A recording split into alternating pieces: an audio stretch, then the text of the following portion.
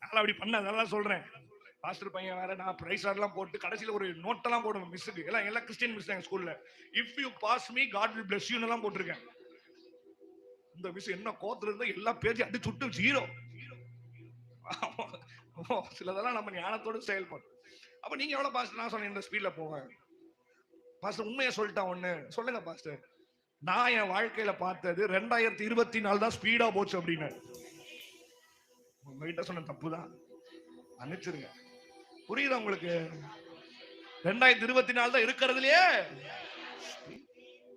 அப்போ நான் அந்த வருஷம் போன வருஷம் முடியல ஜோமன், ஆண்டவரே கொள்ளை நோய் ஸ்பீடா போகுது, பரவுது, வியாதி ஸ்பீடா பரவுது, கலிபோர்னியால தீ ஸ்பீடா பரவுது.